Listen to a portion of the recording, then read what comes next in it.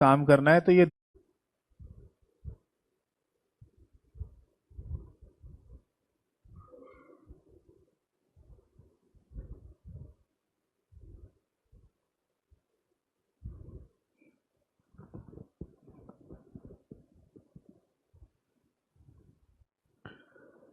एक बार है ना कमेंट सेक्शन में बता दीजिए ऑडियो क्लियर है। इसके बाद हम अपने इस सेशन को, इस क्लास को स्टार्ट कर देंगे।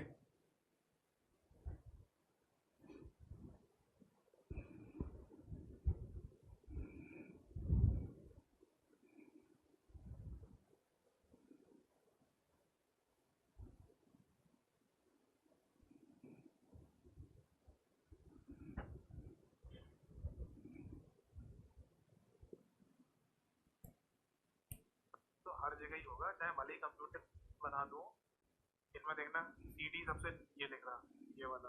अच्छा, कंप्यूटर मेमोरी वाला चैप्टर हमारा फिनिश हो गया था ना। ठीक है, फिर आज की क्लास में, आज के सेशन में है ना, हम स्टार्ट करेंगे कंप्यूटर सॉफ्टवेयर वाले चैप्टर को, है ना।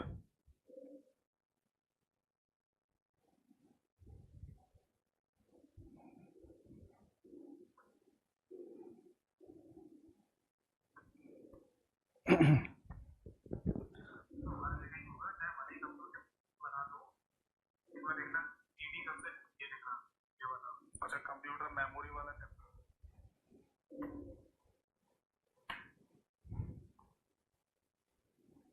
ठीक है जी, शुरू करते हैं अपने इस सेशन को और अपने इस क्लास को। तो जैसा कि मैं देख पा रहा हूँ कि लास्ट क्लास में ना हमने कंप्यूटर मेमोरी वाले चैप्टर को कंप्लीट कर लिया था। तो अब है ना हम स्टार्ट करने जा रहे हैं अपना एक और नया चैप्टर जिसका नाम है कंप्यूटर सॉफ्टवेयर। देखो, मैंने आपको पहले भी बताई थी ये बात कि अगर आप फंडामेंटल ऑफ कंप्यूटर की बात करें है ना, अगर हम बात करते हैं बेसिक फंडामेंटल की, है ना, या आईसीटी की भी अगर हम बात करते हैं, जिसको इंफॉर्मेशन कम्युनिकेशन टेक्नोलॉजी कहा जाता है, तो इसमें ना ये 5 चैप्टर तो हमें पढ़ने ही होते हैं बेसिक फंडामेंटल में। कौन कौन से? एक तो कंप्यूटर आर्किटेक्चर यानी कंप्यूटर की संरचना, एक मेमोरी यूनिट्स, एक कंप्यूटर हार्डवेयर, एक कंप्यूटर मेमोरी और एक कंप्यूटर सॉफ्टवेयर। ये जरूरी होता है कि बेसिक फंडामेंटल कंप्यूटर में आपको ये सारे चैप्टर्स पता होने चाहिए, इनकी नॉलेज होना जरूरी है। ठीक है जी। तो बेसिक फंडामेंटल का एक और चैप्टर कंप्यूटर सॉफ्टवेयर आज हम स्टार्ट करने जा रहे हैं। ठीक है। बाकी है ना, आपने देखा भी होगा कि जब कोई ऑफिशियल सिलेबस आता है, चाहे किसी स्टेट गवर्नमेंट का या सेंट्रल गवर्नमेंट एग्जाम का, तो उसमें सॉफ्टवेयर शब्द जरूर लिखा हुआ मिल जाएगा आपको। यानी कि सॉफ्टवेयर की जानकारी आपको लेकर आना जरूरी है। ठीक। तो आज इस चैप्टर को स्टार्ट करते हैं, और स्टार्ट करने से पहले वही 1 मिनट का मैं समय लूंगा आप सभी लोगों का। जल्दी से अपनी बात पूरी कर लेता हूं क्योंकि कई बार बहुत सारे बच्चे नए आते हैं। तो 1 मिनट शुरू होता है। देखिए, मैं क्लास में जितनी थ्योरी आपको करा रहा हूँ ये मोर देन सफिशिएंट है। इससे ज्यादा थ्योरी करने का आपको आवश्यकता नहीं है। आप इसके अलावा एमसीक्यू प्रैक्टिस कीजिए, यानी कि मल्टीपल चॉइस क्वेश्चंस की प्रैक्टिस। और उसमें भी आपको क्या करना है, मेरे यूट्यूब चैनल पर जाना है, कंप्यूटर बाय यतेंद्र सर के नाम से। वहां पर कम्युनिटी वाले सेक्शन में जितने मैंने क्वेश्चन डाले हैं सब ट्राई करो कि कितने क्वेश्चंस के आप आंसर दे पा रहे हैं। ठीक है। आपको लगेगा कि हमारा एक मॉक टेस्ट हो रहा है। इसके बाद आप चले जाओ प्लेलिस्ट वाले सेक्शन में, वहां पर आपको एक प्लेलिस्ट मिलेगी MCQ practice for all exam. वो सारी क्लासेस आपको देखनी है और आगे जितनी भी क्लासेस आए वो भी आप देखते रहिएगा। ठीक है। अगर आप ये बोलेंगे सर हमें एमसीक्यू के लिए पीडीएफ फाइल चाहिए, तो वो आपको मिल जाएंगे मेरे टेलीग्राम चैनल पर, जिसका सेम नाम है कंप्यूटर बाय यतेंद्र सर। अगर किसी को इन दोनों चैनल से जुड़ने में दिक्कत हो रही हो तो आप सीधे मुझे टेलीग्राम या व्हाट्सएप जो भी आप चलाते हैं उस पर मैसेज कर देना, अपने बैच का नाम लिखकर, मेरे लिंक आपके पास आ जाएंगे। और ये दोनों मेरे एक ही नंबर से चलते हैं, 8448832987।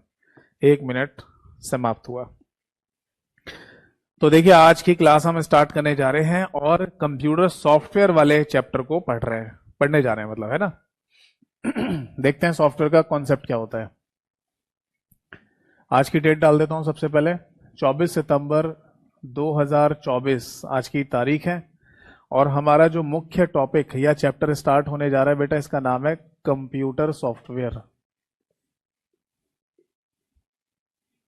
ठीक है जी। कंप्यूटर सॉफ्टवेयर को हिंदी में भी सॉफ्टवेयर के नाम से ही बोला जाता है। इसका कोई हिंदी अनुवाद या हिंदी ट्रांसलेशन नहीं होता है।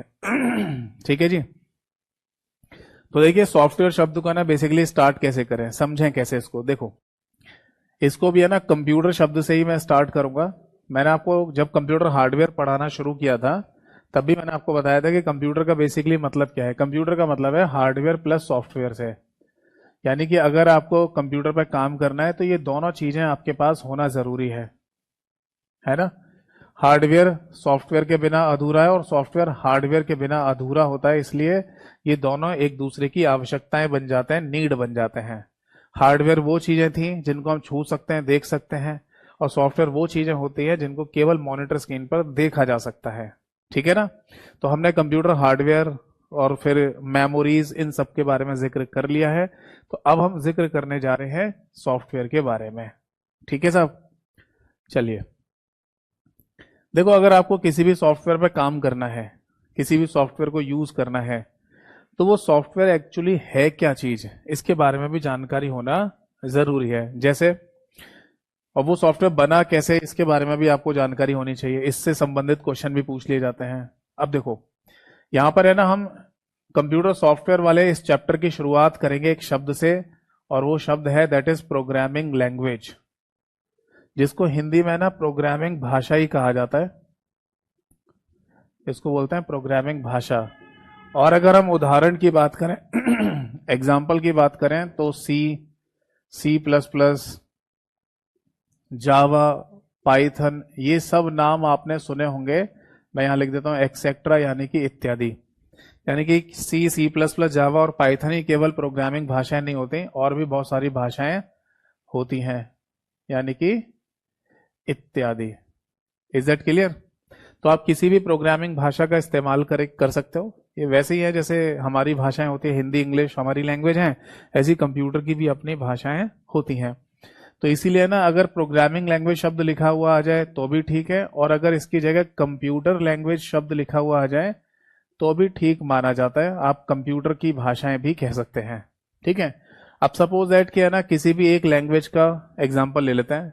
हम सी प्रोग्रामिंग भाषा के बारे में जिक्र करते हैं। ठीक है। अब सी प्रोग्रामिंग भाषा में आपने मान लीजिए कोई लाइन लिखी, ये उसी तरीके से जैसे हिंदी भाषा में आप कोई लाइन लिखते हो उसको वाक्य कह दिया जाता है।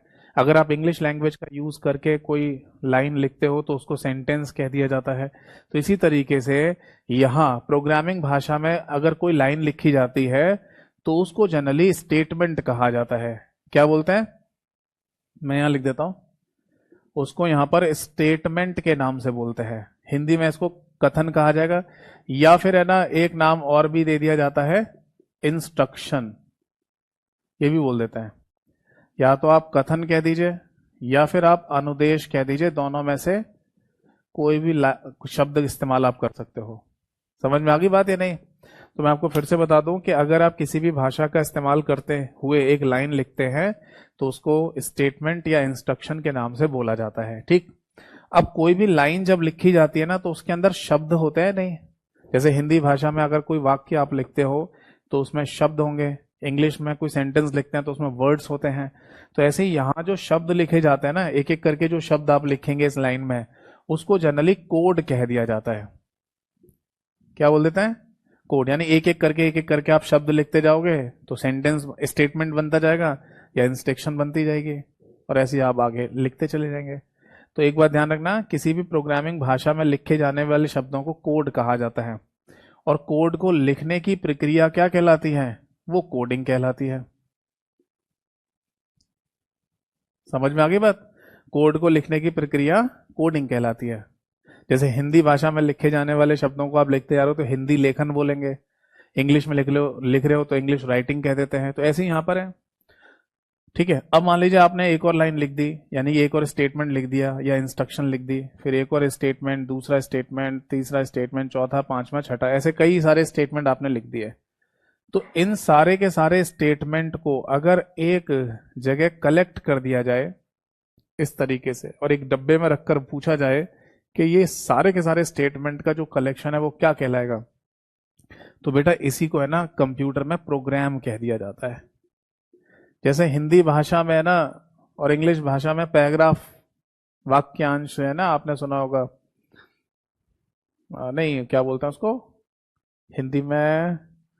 जहां तक मुझे याद आ रहा है कि शायद गद्यांश बोलते हैं, एक शब्द है ना। अगर मैं ठीक हूं तो गद्यांश शब्द का इस्तेमाल करता है ना। पद्यांश तो तब होता है जब पंक्तियां वगैरह लिखी जाती हैं। चलो मेन मुद्दे की बात समझ लेते हैं। मुद्दे की बात यह है, जैसे इंग्लिश लैंग्वेज का इस्तेमाल करते हो आप, तो इंग्लिश में है ना कई सारे सेंटेंस को लिखकर क्या बनता है, पैराग्राफ बनता है ना। तो उसी तरीके से है ना, आप यहाँ पर अगर इन सारी लाइनों को कलेक्ट कर लेते हैं तो क्या बन जाएगा, प्रोग्राम बन जाता है। तो इस प्रोग्राम की अगर डेफिनेशन या परिभाषा पूछी जाए आपसे तो क्या बनेगी। अब ये तो पता ही है ना कि किसी प्रोग्राम के अंदर क्या होते हैं, स्टेटमेंट या इंस्ट्रक्शंस होती हैं, और उनके यहाँ पर क्या बने हुआ, सेट बना हुआ है, कलेक्शन है ना, बहुत सारे स्टेटमेंट है यहाँ पर। तो हम यहाँ पर लिख सकते हैं that is set of statements, set of statements या फिर इंस्ट्रक्शंस। बताओ बेटा, बात समझ में आ गई या नहीं। हिंदी में कहा जाएगा कथनों का समूह, कथनों का समूह कह दीजिए किसी प्रोग्राम को, या फिर इसे अनुदेशों का समूह भी कह दिया जाता है, अनुदेशों का समूह ये भी बोल दिया जाता है। इज इट क्लियर और नॉट। तो फाइनली है ना, हमने यहाँ पर एक प्रोग्राम बनाया जिसमें बहुत सारे ना स्टेटमेंट और इंस्ट्रक्शंस लिखी हैं जो किसी भी प्रोग्रामिंग भाषा में लिखी जा सकती हैं, चाहे वो सी प्लस प्लस, जावा या पाइथन जैसी भाषाओं में है। ठीक है बेटा। अब आगे देखिए, सपोज दैट कि ये जो यहाँ पर प्रोग्राम बनाया हुआ है इसको एक नाम दे देते हैं, और इसको नाम दे दिया हमने दैट इज P1। ये मान लीजिए कोई प्रोग्राम नंबर P1 है। तो अब देखो, ये मान लीजिए अगर प्रोग्राम नंबर P1 है, ऐसी एक और प्रोग्राम बना लें यानी कि P2 नाम का प्रोग्राम, और इसी तरीके से अगर कोई P3 नाम का प्रोग्राम भी बना लिया जाए, और इन सबको अगर आपस में जोड़ दिया जाए, इन सारे के सारे प्रोग्राम्स को आपस में कलेक्ट कर दिया जाए, जोड़ दिया जाए, तब इनके कलेक्शन से, इनके समूह से क्या बनेगा, यानी इनको जोड़ने से क्या बनता है, तब बनता है बेटा सॉफ्टवेयर। ठीक है। तो हम यहां पर लिख सकते हैं that is collection of programs, यानी कि बहुत सारे प्रोग्रामों को अगर जोड़ दिया जाए, उनका कलेक्शन कर दिया जाए, तो उसी को सॉफ्टवेयर के नाम से बोल दिया जाता है। अब बताइए, बात समझ में आई या नहीं। तो सॉफ्टवेयर की अपनी सिंपल सी डेफिनेशन है कलेक्शन ऑफ प्रोग्राम्स, बहुत सारे प्रोग्रामों का समूह। प्रोग्राम की अपनी डेफिनेशन है सेट ऑफ इंस्ट्रक्शन या सेट ऑफ स्टेटमेंट्स। ठीक है। और प्रोग्राम बनते किससे हैं, किसी ना किसी प्रोग्रामिंग भाषा का इस्तेमाल करके, जैसे सी प्लस प्लस, जावा जैसी भाषाओं का यूज करके। बताओ बेटा, बात समझ में आई या नहीं। इसे नोट कर लीजिए, कोई डाउट है तो पूछ लीजिए। बाकी आपको पता ही है, जैसे कि मैंने आपको पहले भी बताया कि कंप्यूटर सॉफ्टवेयर नाम का कंप्लीट क्लास पीडीएफ आपको है ना मेरे टेलीग्राम चैनल पर मिल जाएगा, जिसकी जानकारी मैं क्लास के शुरुआत में आपको दे ही रहा था। वहां से उस पीडीएफ फाइल को डाउनलोड करके आप जैसा चाहे पढ़ सकते हो, रिवीजन कर सकते हो, चाहे प्रिंट आउट निकलवा लेना, चाहे मोबाइल में पढ़िए, चाहे कंप्यूटर में पढ़िए, एज इट इज लिखा हुआ मिल जाएगा, अगर आप नोट्स नहीं बना रहे हैं तो। वैसे बनाने चाहिए, अच्छी बात होती है। ठीक है जी। राहुल जी, मैंने आपका कमेंट पढ़ लिया, बट मैं इसे डिस्कस करूंगा क्लास के एंड में, है ना। आप क्लास के एंड में पूछेगा, क्योंकि अभी टॉपिक डिस्टर्ब नहीं करेंगे हम। चलिए, तो ये बात समझ में आ गई। अभी यहां कोई डाउट है तो पूछो। तो ये है बेसिकली है ना किसी सॉफ्टवेयर को बनाए जाने का पूरा प्रोसेस, पूरी प्रक्रिया। ठीक। अब देखो, अगला पॉइंट ये आता है कि सर हमने है ना सॉफ्टवेयर के कई सारे नाम सुने हैं, जैसे कि हम जिस, मतलब अभी हम जो क्लास ले रहे हैं ना, तो वो भी तो एक सॉफ्टवेयर ही है। हाँ, बिल्कुल सही कहा आपने कि जिस कैरियबल का हम इस्तेमाल कर रहे हैं इस समय क्लास लेने के लिए, क्लास सुनने के लिए, तो ये भी है ना एक सॉफ्टवेयर ही तो है। अगर हमें दस्तावेज से संबंधित कोई काम करना है, यानी कि डॉक्यूमेंटेशन वगैरह काम करना है, वर्ड, एक्सेल, पावर पॉइंट पर काम करना है, तो वो भी एक सॉफ्टवेयर है MS ऑफिस के नाम से। अगर हमें है ना मूवी देखनी है, गाने सुनने हैं, तो हम VLC मीडिया प्लेयर का इस्तेमाल करेंगे, तो वो भी एक सॉफ्टवेयर है। अगर सपोज दैट हमें है ना इंटरनेट चलाना है, तो उसके लिए वेब ब्राउजर का इस्तेमाल करेंगे, तो वो भी एक सॉफ्टवेयर है। और अगर सपोज दैट हमारे कंप्यूटर में कोई वायरस आ जाता है, तो उसे ढूंढकर खत्म करना या उसे रोकने के लिए एंटीवायरस का हम इस्तेमाल करते हैं, तो वो भी एक सॉफ्टवेयर ही तो होता है। तो ऐसे ढेरों प्रकार के सॉफ्टवेयर हमारे कंप्यूटर में इस्तेमाल में लाए जाते हैं। बट क्या सॉफ्टवेयर को भी है ना कैटेगराइज किया जा सकता है, यानी कि सॉफ्टवेयर को वर्गीकृत कर सकते हैं। तो आंसर है जी हाँ। टोटल मिला के जितने भी सॉफ्टवेयर है ना, उनको 2 पार्ट में ब्रेक कर लिया है। कई सारी लोकल राइटर की किताबों में और लोकल राइटर्स की PDF में गलत दिया हुआ है कि सॉफ्टवेयर 3 प्रकार के होते हैं। ऐसा नहीं है, सॉफ्टवेयर केवल 2 ही प्रकार के होते हैं। तो अगली हेडिंग डालिए, टाइप्स ऑफ सॉफ्टवेयर। तो यहां आप लिख लेना 2 टाइप्स। ठीक है जी। सबसे पहला नाम आता है हमारे सामने, that is application software. Application software, क्या मीनिंग है इसका? देखो, आजकल है ना एक शब्द बहुत ज्यादा फेमस है, मैं यहां लिख देता हूं साइड में, और वो है ऐप, APP ऐप, है ना। इस ऐप शब्द का पूरा नाम होता है दैट इज एप्लीकेशन। जैसे आपने ना पढ़ाई करने के लिए आपने ऐप डाउनलोड कर रखी है ना, कैरियल ऐप, और ऐसे ही बोलते होंगे आप, कैरियल ऐप डाउनलोड कर लो, कैरियल ऐप यूज कर रहा हूं मैं। तो ऐप शब्द है ना एक छोटा रूप है एप्लीकेशन का। एप्लीकेशन शब्द के जो शुरुआत के ना 3 लेटर हैं APP, वही से है ना ये ऐप शब्द बनाया गया है। तो अगर ऐप की जगह आप एप्लीकेशन शब्द इस्तेमाल करें तो भी कोई दिक्कत नहीं है, सही है। और अगर एप्लीकेशन शब्द की जगह आप है ना ये नाम लिखते हैं दैट इज एप्लीकेशन सॉफ्टवेयर, तो ये भी ठीक होगा, ये भी कोई गलत नहीं कर सकता। यानी इससे क्या पता चला? इससे हमें ये पता चल रहा है कि एप्लीकेशन सॉफ्टवेयर ही बेसिकली वो मुख्य शब्द है जिसको छोटा करके एप्लीकेशन और उसको भी छोटा करके ऐप शब्द को बनाया गया है। बताइए, ये बात समझ में आ गई या नहीं? यहां तक कोई डाउट है तो पूछो। एक्चुअली क्या है ना कि हम लोगों को चीज़ों को शॉर्ट में पढ़ने की, बोलने की आदत पड़ चुकी है।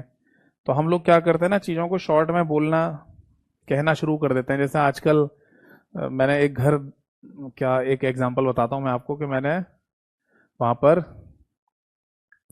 एक व्यक्ति को अपने पिताजी से, अपने पापा से, अपने डैडी से ना पॉप्स कहते हुए सुना। तो मेरे को मतलब लगा कि चलो पापा जी का नाम भी उन्होंने पॉप्स कर दिया।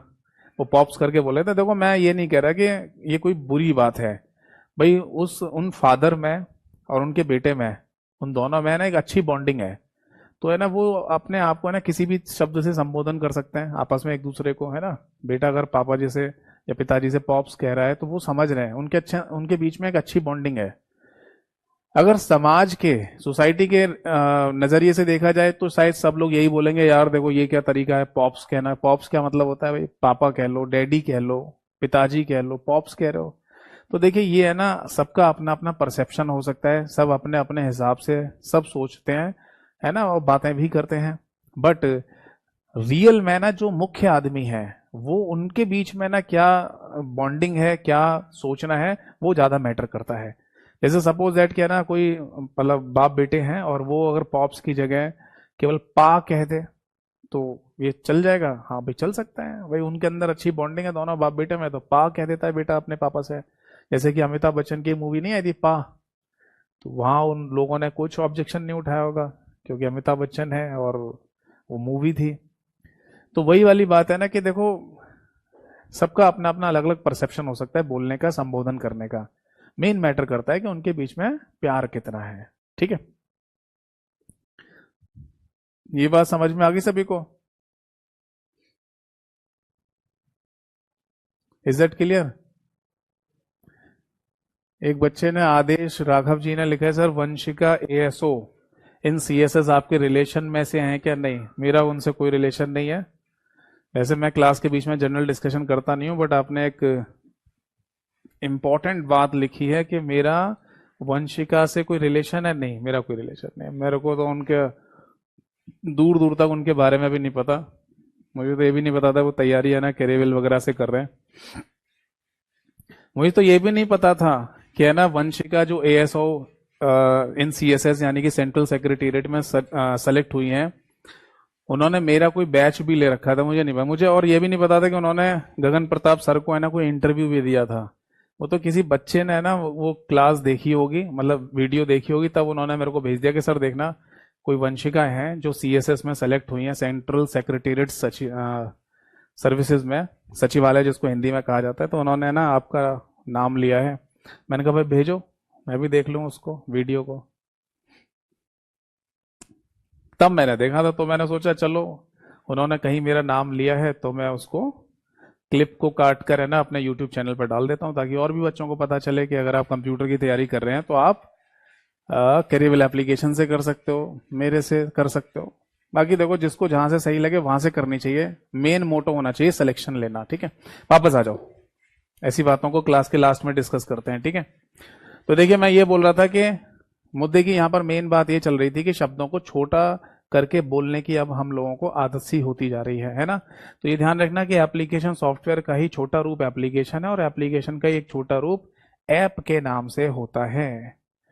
कोई अगर बोले ना इनमें डिफरेंस है, कुछ नहीं, कोई डिफरेंस नहीं है। बट एप्लीकेशन सॉफ्टवेयर का बेसिकली मीनिंग क्या है, तो देखो मैं आपको बता दूं, इसका सिंपल सा मीनिंग होता है user specific softwares. User specific softwares Hindi में कहा जाता है यूजर का उद्देश्य पूरा करने वाले, यूजर का उद्देश्य पूरा करने वाले। यानी ये वो सॉफ्टवेयर हैं जो किसी भी यूजर का मतलब आप और हम जैसे लोग, ठीक है ना। इसको हिंदी में उपयोगकर्ता भी कहा जाता है। तो यूजर का उद्देश्य पूरा करने वाले सॉफ्टवेयर को एप्लीकेशन सॉफ्टवेयर कहा जाता है। जैसे उदाहरण के लिए हम यहाँ पर लिखेंगे that is MS office. MS office नाम के सॉफ्टवेयर के थ्रू आपका कोई पर्पस पूरा होता है? जी हाँ, है ना। अगर हम बात करें एमएस ऑफिस की, तो इससे कोई पर्पस पूरा हो रहा है? हाँ, डॉक्यूमेंटेशन वाला काम हो जाता है। अगर हमको कोई मूवी देखनी है, गाने सुनने हैं, तो मीडिया प्लेयर हम है ना यूज कर लेते हैं। अगर हमें ना इंटरनेट चलाना है तो कोई ना कोई वेब ब्राउजर का इस्तेमाल करते हैं। अगर सपोज दैट कि हमें डेटाबेस से संबंधित कोई काम करना है तो ओरेकल जैसी एप्लीकेशन का इस्तेमाल करते हैं। या फिर अगर मान लो हमें अकाउंटिंग से रिलेटेड कोई काम करना है तो टैली जैसी एप्लीकेशन का इस्तेमाल करते हैं, एक्सेट्रा, यानी कि इत्यादि। जैसे जैसे हमारा कोई वर्क आता जाएगा उसके लिए अलग से कोई ना कोई सॉफ्टवेयर हमें मिलता जाएगा, ठीक है। एक बात और बता दूं मैं आप सभी लोगों को, ठीक है, मैं एक बात और बता दूं कि एक ही काम को करने के लिए, एक ही पर्पस को पूरा करने के लिए जरूरी नहीं है कि एक ही सॉफ्टवेयर हो, बहुत सारे सॉफ्टवेयर होते हैं। जैसे अगर आपको एमएस ऑफिस जैसा कोई काम करना है, एमएस ऑफिस सॉफ्टवेयर के थ्रू डॉक्यूमेंटेशन वाला, तो ऐसे बहुत सारे सॉफ्टवेयर हैं। जैसे एक ओपन ऑफिस के नाम से भी होता है। ऐसी आईबीएम कंपनी ने एक अलग से एप्लीकेशन और बना रखी है, लोटस 123, जिसके थ्रू एक्सेल वाला काम कर लेते हैं। तो ऐसे ढेरों एप्लीकेशन है ना, आपको मिल जाएंगे, है ना, जैसे एमएस ऑफिस की जैसी हैं। जैसे मूवी वगैरह देखने, गाने सुनने, तो मीडिया प्लेयर ही आपको बहुत सारे मिल जाएंगे। तो यहां पर है ना मैंने कुछ एग्जांपल लिखे हैं जो कि आपका पर्पस पूरा करने के लिए यूज में लाए जाते हैं। अब अगला पॉइंट देखिए, कंप्यूटर के सॉफ्टवेयर को है ना, जैसे ही सेकंड मतलब दो पार्ट में डिवाइड किया गया, तो पहला नाम तो हो गया एप्लीकेशन सॉफ्टवेयर, दूसरा नाम दिया गया बेटा सिस्टम सॉफ्टवेयर।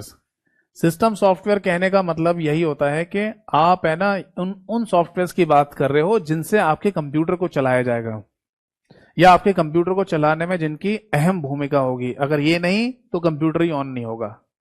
समझ में आ गया? तो हम यहां पर लिख सकते हैं it manages the hardware, it manages the hardware.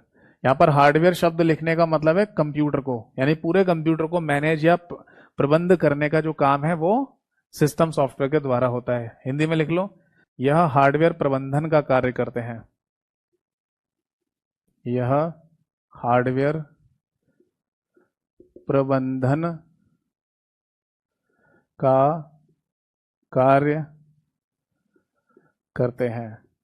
बताइए, बात समझ में आ गई या नहीं? तो अगर कोई भी ऐसा मतलब सॉफ्टवेयर है जो आपके कंप्यूटर हार्डवेयर को चलाने के लिए जिम्मेदार है, तो उसको सिस्टम सॉफ्टवेयर के नाम से बोल दिया जाता है। ये बात समझ में आ गई सभी को? अब यहां पर है ना मतलब कौन कौन से एग्जाम्पल आएंगे जो सिस्टम सॉफ्टवेयर कहलाते हैं, तो इसका सही आंसर है बेटा दैट इज ऑपरेटिंग सिस्टम। सबसे पहला मुख्य नाम आता है that is operating system. Hindi में भी इसको ऑपरेटिंग सिस्टम ही कहा जाता है,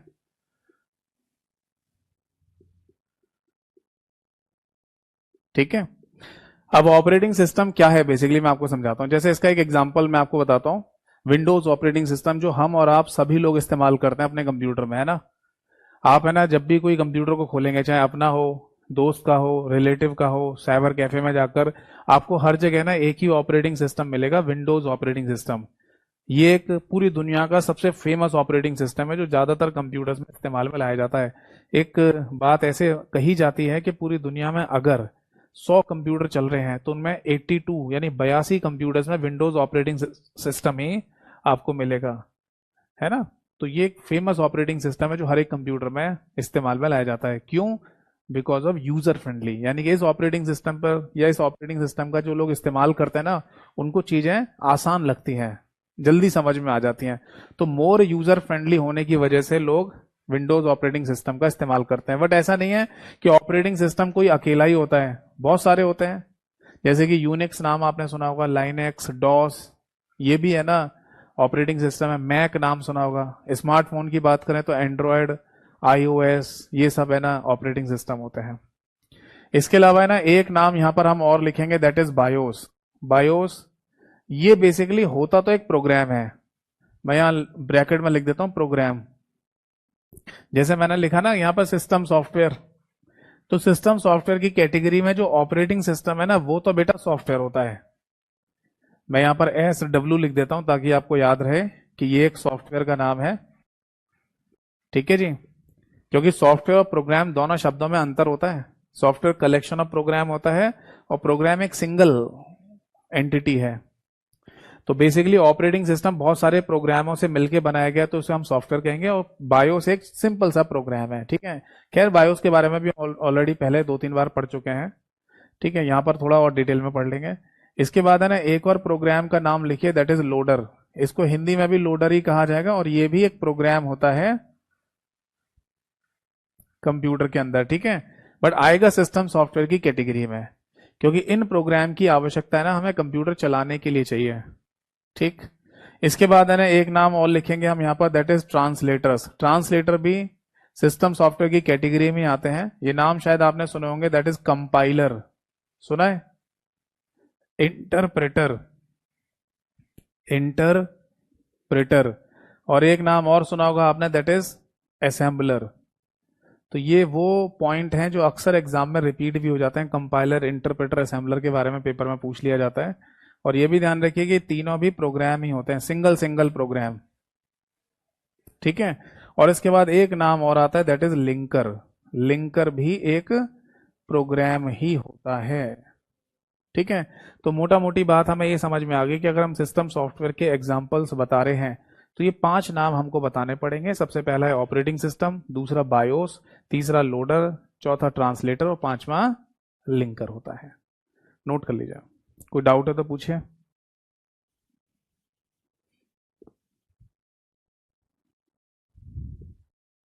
मैं आप सभी बच्चों से है ना ये रिक्वेस्ट करूंगा कि जो भी आप है ना क्लास से हटकर डाउट पूछ रहे हैं, लिख रहे हैं कमेंट सेक्शन में, उन सभी को है ना क्लास के एंड में लिखिएगा, जब मैं बोलूं कि आज की क्लास खत्म हुई है। ठीक है, ये अच्छा नहीं लगता कि हम क्लास में बार बार टॉपिक को डिस्टर्ब करें।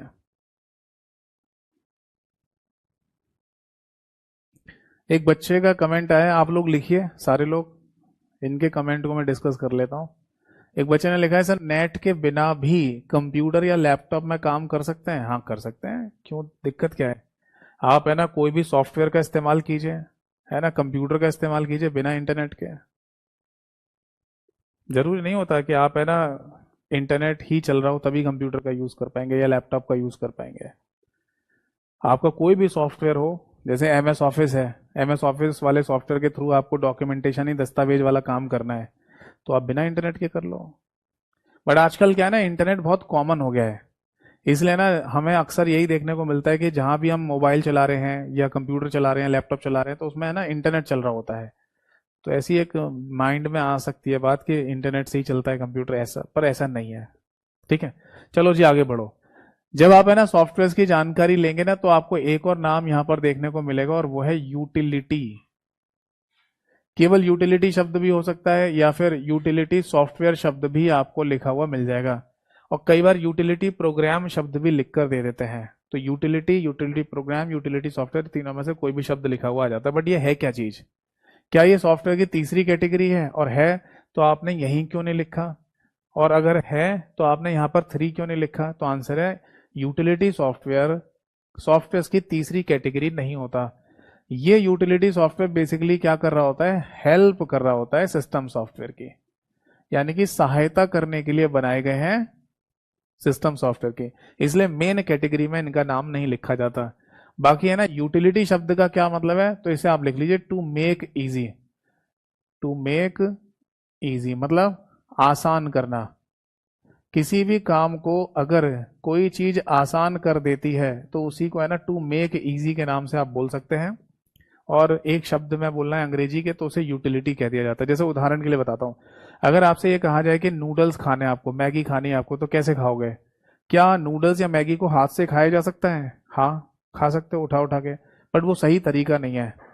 अगर मान लो नूडल्स या मैगी को खाने की बात चल रही है और आपसे कहा जाए स्पून यानी चम्मच से खा लो, जिससे सब्जी या दही या कर्ड वगैरह खाते हैं, उससे खा सकते हो? हाँ, खा तो उससे भी सकते हैं मैनेज करके, बट वो सही तरीका नहीं है, आसानी से नहीं खा पाएंगे। तो फिर इस काम को आसान करने के लिए एक अलग से विशेष प्रकार की चम्मच या स्पून बनाए गए हैं जिनका नाम है फोक, यानी कांटे वाली चम्मच। उसमें कांटे कांटे से होंगे, आप नूडल्स में ऐसे फंसाइए और बेस्ट सही तरीके से वो नूडल फंस जाएंगे और आप खा लेंगे। तो जो कांटे वाली चम्मच या जिसे फोक कहा जाता है, अगर एक शब्द में बोला जाए कि वो क्या है, that is utility, to eat noodles, यानी कि नूडल्स को खाने के लिए एक यूटिलिटी, यानी उस काम को आसान करने वाला। समझ में आ गई बात? तो इसी तरीके से ना हमारे कंप्यूटर में कुछ सॉफ्टवेयर या प्रोग्राम भी होते हैं जो सिस्टम सॉफ्टवेयर की हेल्प कर रहे होते हैं, काम को आसान कर रहे होते हैं। जैसे उदाहरण के लिए ना यहाँ सबसे पहला एक नाम लिखेंगे, डिवाइस ड्राइवर। ये नोट कर लीजिए, कई बार इस शब्द के ऊपर क्वेश्चन पेपर में पूछा गया है। डिवाइस ड्राइवर बेसिकली एक प्रोग्राम होता है जो किसी एक्सटर्नल हार्डवेयर यानी कि कंप्यूटर के साथ बाहर से कनेक्ट किए जाने वाले हार्डवेयर को कनेक्ट किए जाने वाले हार्डवेयर की इंफॉर्मेशन कंप्यूटर को बताता है। इस बात को आप ऐसे समझ लो, इस बात को आप ऐसे समझ लीजिए, जैसे अगर आप अपने कंप्यूटर में पहली बार प्रिंटर को अटैच कर रहे हैं, प्रिंटर को अगर आप लगा रहे हैं, तो उस कंडीशन में प्रिंटर का डिवाइस ड्राइवर होना चाहिए कंप्यूटर के अंदर, वरना प्रिंटर आप कनेक्ट भी कर देंगे तो भी काम नहीं करेगा। तो ये डिवाइस ड्राइवर आता कहाँ से? प्रिंटर का। पहले सीडी आती थी अलग से, अभी आजकल क्या होता है कि प्रिंटर के अंदर एक इंटरनल मेमोरी होती है, ये मैं आपको पढ़ा चुका हूँ। प्रिंटर के अंदर एक इंटरनल मेमोरी होती है, स्पूलर डायरेक्टरी, उसी में ये प्रोग्राम डाल के दे देते हैं, और जैसे ही कंप्यूटर के साथ पहली बार प्रिंटर को अटैच किया जाएगा तो ये प्रोग्राम कंप्यूटर में आ जाता है। तब कंप्यूटर को पता चलता है कि ये प्रिंटर नाम की डिवाइस क्या चीज है। तो डिवाइस ड्राइवर को आप ऐसे बोल सकते हैं, small special purpose program to support the external hardware to the PC. Hindi में कहा जाएगा एक छोटा सा प्रोग्राम जो किसी बाहरी कंप्यूटर हार्डवेयर को कंप्यूटर के साथ जोड़ने में मदद करता है। तो इसे क्या बोलेंगे? जो हेल्प कर रहा है, काम को आसान कर रहा है, वो यूटिलिटी कहलाएगा। इसके अलावा एक और एग्जांपल आप यहां दे सकते हैं, दैट इज एंटीवायरस। एंटीवायरस भी है ना यूटिलिटी सॉफ्टवेयर का ही उदाहरण होता है। आप बोलेंगे सर कैसे? समझाता हूं। एंटीवायरस को यहां रख के देखो, एप्लीकेशन सॉफ्टवेयर में, क्या एप्लीकेशन सॉफ्टवेयर कहा जा सकता है एंटीवायरस को? तो आंसर है नहीं। एंटीवायरस आपका कोई भी पर्पस सॉल्व नहीं कर रहा होता, आपका कोई भी पर्पस हल नहीं कर रहा। आप बोलेंगे सर क्यों नहीं कर रहा? वायरस वाले केसेस को खत्म नहीं करता एंटीवायरस, या वायरस वाले केसेस को रोकता है? तो बेटा वायरस को रोकना, खत्म करना, ये आपका कोई उद्देश्य नहीं है। आप बोलेंगे सर कैसी बात कर रहे हो, कंप्यूटर हमारा है तो उसकी सारी देख रेख करना तो हमारी जिम्मेदारी बनती है ना, हमारा उद्देश्य नहीं हुआ? नहीं। कितनी बार ऐसा हुआ है या होता है कि आप कंप्यूटर को ऑन करके ये सोचते हो कि आज मैं 2 4 5 घंटे कंप्यूटर में वायरस के साथ ही खेलूंगा, यानी कि वायरस को ढूंढूंगा, स्कैन करूंगा। कितनी बार होता है ऐसा? शायद कभी नहीं। आप है ना अपने कंप्यूटर को किसी ना किसी काम के लिए ओपन करते हो, है ना, और फिर बाद में है ना आपको लगता है कि कुछ प्रॉब्लम क्रिएट हो रही है, शायद इसके पीछे कोई वायरस हो सकता है, तो आप एंटीवायरस का इस्तेमाल कर लोगे। बट ऐसा कभी नहीं होता कि आप कंप्यूटर को ऑन करो सीधे है ना एंटीवायरस का इस्तेमाल करना शुरू कर दो। समझ में आया नहीं? तो यानी एंटीवायरस एप्लीकेशन सॉफ्टवेयर नहीं हो सकता, आपका कोई डायरेक्ट पर्पस सॉल्व नहीं करता है वो। क्या एंटीवायरस को सिस्टम सॉफ्टवेयर की कैटेगरी में रखा जा सकता है? तो आंसर है नहीं। एंटीवायरस से हमारे किसी कंप्यूटर हार्डवेयर को मैनेज नहीं किया जा रहा होता है। समझे या नहीं? मतलब हमारे कंप्यूटर को मैनेज करना, उसे चलाने के लिए ना इनकी आवश्यकता पड़ती है, इन पांचों के अलावा और कोई नाम भी नहीं है। तो इसलिए एंटीवायरस एक सिस्टम सॉफ्टवेयर भी नहीं हो सकता। अच्छा, तो फिर है होगा क्या? तो फिर सिंपल सा मीन है कि वो एक यूटिलिटी सॉफ्टवेयर है जो हमारे इनके अंदर आने वाली प्रॉब्लम्स को, और खासकर ऑपरेटिंग सिस्टम के अंदर आने वाली प्रॉब्लम को खत्म या रोकने का काम करता है। जैसे जब भी कभी कंप्यूटर में वायरस आता है ना, तो उस वायरस की वजह से सबसे पहले यही इफेक्ट होता है, ऑपरेटिंग सिस्टम ये खराब होना शुरू होता है। तो एंटीवायरस बेसिकली सपोर्ट कर रहा होता है ऑपरेटिंग सिस्टम को, ताकि वायरस की वजह से ऑपरेटिंग सिस्टम खराब ना हो जाए। आगे एक और एग्जांपल आपको लिखना है, तो आप यहां लिख सकते हैं दैट इज डिस्क क्लीनर है। ये कौन सा सॉफ्टवेयर होता है भाई? कई बार क्या होता है ना, हमारे कंप्यूटर में जो हार्ड डिस्क लगी होती है डाटा को परमानेंट स्टोर करने के लिए, वो खराब होने लग जाती है या काम नहीं कर रही होती सही से। तो आप डिस्क क्लीनर जैसे सॉफ्टवेयर की मदद से, डिस्क क्लीनर जैसे यूटिलिटी की मदद से आप ये चेक कर सकते हैं कि हार्ड डिस्क में क्या प्रॉब्लम आ रही है, क्या दिक्कत आ रही है उसमें। तो ये प्रॉब्लम है ना फाइंड आउट की जा सकती है यूटिलिटी सॉफ्टवेयर की हेल्प से। ठीक है जी। तो आई होप सो है ना ये बात आप सभी लोगों को समझ में आ गई होगी कि अगर हम सॉफ्टवेयर के कैटेगराइजेशन की बात करते हैं तो टोटल दो प्रकार की कैटेगरी बनाई गई है, बट एक तीसरा नाम भी मौजूद होता है। एप्लीकेशन सॉफ्टवेयर वो सॉफ्टवेयर हैं जो आपके काम को पूरा करते हैं। सिस्टम सॉफ्टवेयर वो सॉफ्टवेयर हैं जो हार्डवेयर मैनेज करने का काम करते हैं। और यूटिलिटी सॉफ्टवेयर वो सॉफ्टवेयर होते हैं जो सिस्टम सॉफ्टवेयर की हेल्प का काम करते हैं। बताओ जी, बात समझ में आ गई या नहीं? इसे आप नोट कर लीजिए, कोई डाउट है तो पूछिए। अब बात ये आती है कि इस चैप्टर के अंदर हम बेसिकली किसको पढ़ेंगे, किसको डिस्कस करेंगे। तो आंसर है बेटा इनको। हमें ना इस चैप्टर के अंदर यानी कंप्यूटर सॉफ्टवेयर वाले चैप्टर में ऑपरेटिंग सिस्टम की जानकारी, बायोस की, लोडर की, ट्रांसलेटर्स की, लिंकर की, इन सभी की जानकारी यहां पर लेंगे। आप बोलेंगे सर इनके बारे में नहीं बताओगे, या फिर है ना इनके बारे में नहीं बताओगे। तो बेटा इनके बारे में इतना ही बताना था जो मैंने अभी अभी बताया आपको। समझ में आ रही है बात? बाकी ये जो एग्जाम्पल यहां लिखे ना, इनमें से एमएस ऑफिस वाला जो पॉइंट लिखा है मैंने, ये तो पूरा हमारा चैप्टर ही होगा। कुछ दिनों में शुरू हो जाएगा एमएस ऑफिस, है ना। तो बाकी जितने भी एग्जाम्पल लिखे हैं ये वाले इनमें इतना ही जानना था जो मैंने अभी आपको बताया। ऐसा हो सकता है कि इनमें से कोई नाम हो जो बाद में डिटेल में डिस्कस किया जाए, जैसे कि वेब ब्राउजर को है ना मैं इंटरनेट वाले चैप्टर में थोड़ा डिटेल में डिस्कस करूंगा, तो ये ध्यान रखिएगा, है ना। बाकी तो हमें इस चैप्टर में यही वाले नामों को डिस्कस करना है। इज दैट क्लियर और नॉट? रब कर दूं? तो देखिए सिस्टम सॉफ्टवेयर की कैटेगरी में कौन कौन से नाम आते हैं। तो टोटल मिला के 5 नाम आ रहे हैं, जिनमें से सबसे पहले ना बायोस को ही डिस्कस करेंगे, फिर उसके बाद लोडर बताऊंगा मैं आपको, फिर इसके बाद ट्रांसलेटर, फिर उसके बाद लिंकर, और सबसे लास्ट में हम ऑपरेटिंग सिस्टम की जानकारी लेंगे। इसी तरीके से इनका क्रम समझा जाता है। चलिए तो हेडिंग डालिए सबसे पहले सिस्टम सॉफ्टवेयर। यहां पर हेडिंग डाल दीजिए सिस्टम सॉफ्टवेयर। क्लियर है जी? सिस्टम सॉफ्टवेयर को हिंदी में भी सिस्टम सॉफ्टवेयर ही कहा जाएगा। ठीक है, हिंदी लिखने की जरूरत नहीं है। बाकी हेडिंग डालिए सबसे पहले, दैट इज बायोस, BIOS। ठीक है, देखो बायोस के बारे में समझते हैं। देखो बायोस है ना सबसे पहला नाम होगा, फिर लोडर को समझेंगे, फिर ट्रांसलेटर को, फिर लिंकर को, फिर ऑपरेटिंग सिस्टम को समझना शुरू करेंगे। अब मेरा आपसे ना एक क्वेश्चन है, और आप में से जितने भी लोग जानते हो इस क्वेश्चन का आंसर दीजिएगा, कि जब हम कंप्यूटर को ऑन करते हैं, कंप्यूटर का पावर का बटन दबाते हैं, तो कंप्यूटर में सबसे पहला कौन सा प्रोग्राम एक्टिवेट होता है? यानी जैसे मैंने कंप्यूटर को चलाया, पावर का बटन दबाया, तो कौन सा प्रोग्राम कंप्यूटर में सबसे पहले एक्टिवेट होता है?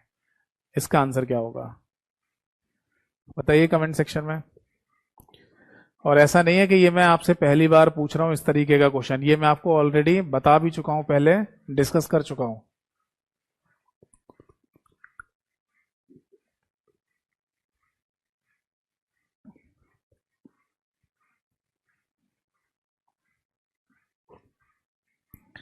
चलिए मैं बताता हूं।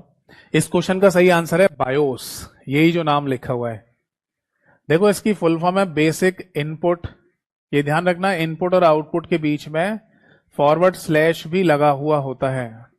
बट अगर कभी इसकी फुल फॉर्म पूछी जाए जिसमें इनपुट और आउटपुट के बीच में फॉरवर्ड स्लैश न लगा हो, तो भी काम चल जाएगा, आप टिक कर सकते हो। बट अगर इनपुट और आउटपुट के बीच में फॉरवर्ड स्लैश लगा हुआ है तो फिर इसी को टिक करना है। ठीक है, तो जब है ना हम अपने कंप्यूटर को ऑन करते हैं, जैसे पावर का बटन दबाते हैं, तो हमारे कंप्यूटर में सबसे पहला प्रोग्राम यानी कि फर्स्ट प्रोग्राम बायोस ही एक्टिवेट होता है। अब बात ये आती है कि ये बायोस नाम का प्रोग्राम होता कहां पर है भाई, तो मैं आपको बताता हूं। देखो ये बात मैंने आपको ऑलरेडी पहले भी बताई थी, कंप्यूटर आर्किटेक्चर यानी कि कंप्यूटर की संरचना वाले चैप्टर में भी ये बात मैंने आपको पढ़ाई थी, कि हमारे कंप्यूटर के मदरबोर्ड पर एक मेमोरी लगी होती है जिसका नाम है रोम, यानी कि रीड ओनली मेमोरी। और इसी रीड ओनली मेमोरी की मैन्युफैक्चरिंग के टाइम पर, यानी कि जब रीड ओनली मेमोरी को बनाया जा रहा होता है, तभी इसमें बायोस नाम के प्रोग्राम को डाल देते हैं। ठीक है ना। कंप्यूटर मेमोरी चैप्टर जो मैंने लास्ट खत्म किया तब भी मैंने आपको ये बात बताई थी कि बायोस नाम का प्रोग्राम रीड ओनली मेमोरी की मैन्युफैक्चरिंग के टाइम पर ही इसमें डाल दिया जाता है। अब होता क्या है, क्यों इसे फर्स्ट प्रोग्राम बोल रहे हैं वो बताता हूं। एक्चुअली होता क्या है कि हमारे कंप्यूटर के मदरबोर्ड पर एक मेमोरी और भी लगी होती है जिसका नाम है रैम, रैंडम एक्सेस मेमोरी, मुख्य मेमोरी। ठीक है जी। और हम अपने कंप्यूटर को जब ऑन करते हैं तो उसको एक नाम दिया जाता है ऑन करने के प्रोसेस को, that is booting, BOOTING, booting, या केवल बूटिंग ना कहकर इसे आप कोल्ड बूटिंग कहना चाहें तो ऐसे भी कह सकते हैं, क्योंकि कोल्ड बूटिंग का मतलब होता है कंप्यूटर को स्टार्ट करना। यानी आपका कंप्यूटर अगर बंद पड़ा हुआ है तो उसे आप स्टार्ट कर रहे हैं तो उसे आप बूटिंग या कोल्ड बूटिंग कह सकते हैं। बट अगर किसी पॉइंट ऑफ टाइम पर कंप्यूटर को रीस्टार्ट करना पड़े तो उसे वार्म या हॉट बूटिंग भी कहा जाता है, ये ध्यान रखना। तो जैसे है ना हम अपने कंप्यूटर को ऑन करते हैं तो ये बायोस नाम का प्रोग्राम रीड ओनली मेमोरी से कूद कर है ना कहाँ पहुंच जाता है, रैम के अंदर पहुंच जाता है, रैंडम एक्सेस मेमोरी में। और ये यहां पर तब तक बैठा रहता है जब तक आपका कंप्यूटर ऑन है। ये तब तक बैठा रहेगा रैम के अंदर जब तक कंप्यूटर ऑन है। जब ये रैम से तभी हटता है जब कंप्यूटर को शट डाउन करेंगे। समझ में आ गई बात? तो बेसिकली हमने यहां पर ये चीज नोटिस की कि बायोस नाम के प्रोग्राम को यहां पर रीड ओनली मेमोरी में परमानेंटली डाल दिया गया है। और कब डाला गया होगा? जब रीड ओनली मेमोरी की मैन्युफैक्चरिंग की जा रही थी। समझ में आ रहे हैं? आपको याद है जब मैंने कंप्यूटर मेमोरी आपको पढ़ाया था तब बताया था कि अगर कोई मेमोरी अपनी मैन्युफैक्चरिंग के टाइम पर ही प्रोग्राम्ड हो जाए, मतलब प्रोग्राम मैन्युफैक्चरिंग के टाइम पर ही उसमें डाल दिया जाए, तो ऐसी मेमोरी के नाम से पहले एम शब्द लगा सकते हो, मास्ड, MASKED, मास्ड शब्द लगा सकते हैं। तो यहां पर दो क्वेश्चन बनते हैं, रीड ओनली मेमोरी मैन्युफैक्चरिंग के टाइम पर ही प्रोग्राम हो जाती है, हाँ, तो इसे मास्ड रोम भी कह सकते हैं। और बायोस नाम का प्रोग्राम रीड ओनली मेमोरी के अंदर हमेशा के लिए चिपका दिया जाता है, हाँ, तो ऐसे प्रोग्राम को फर्मवेयर के नाम से भी बोला जाता है। क्या बोलते हैं बेटा? फर्मवेयर। फर्मवेयर की अपनी एक डेफिनेशन भी हो सकती है, that is it is a program which is permanently implemented in a memory या हार्डवेयर। ऐसे लिख लो, it is a programme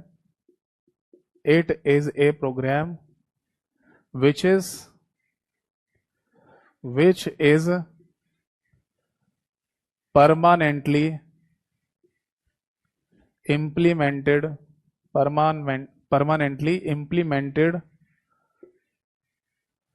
on a hardware कह दो या मेमोरी कह दो।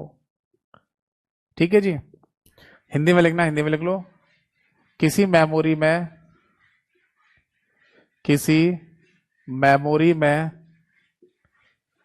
हमेशा के लिए, किसी मेमोरी में हमेशा के लिए लिखा जाने वाला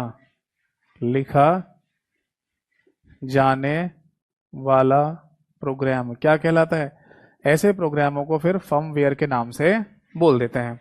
अब आप बोलेंगे सर क्या बायोस नाम का प्रोग्राम रीड ओनली मेमोरी से चिपक जाता है क्या? हाँ, चिपक जाता है, हम इसे इरेज नहीं कर सकते कभी भी। ये उसी तरीके से जब किसी पेपर पर आप पेन से लिखते हो या पेन से लिखते हो तो क्या उसे मिटा सकते हो? नहीं। हाँ, वो अलग बात है, अगर पेंसिल से लिखा है तो इरेज कर सकते हैं, मिटा सकते हैं, बट अगर पेन से ही लिख दिया आपने तो कैसे मिटाओगे? ठीक है। तो अब मैं आपको ना यहाँ पर छोटी सी नॉलेज भी देने जा रहा हूं, ध्यान से सुनिएगा, जो कि इस चीज से हटके है, मतलब है तो इसी से रिलेटेड बट थोड़ा सा हटके। जैसे अगर आपसे ये कभी पूछा जाए कि बायोस नाम का प्रोग्राम है ना कौन सी मेमोरी में होता है, तो इसका सही आंसर है रोम, यानी कि रीड ओनली मेमोरी। ये यूनिवर्सल ट्रूथ है, इसी बात को दिमाग में बैठाना है, कोई कंफ्यूजन नहीं लाना दिमाग में, ये बात ध्यान रखना।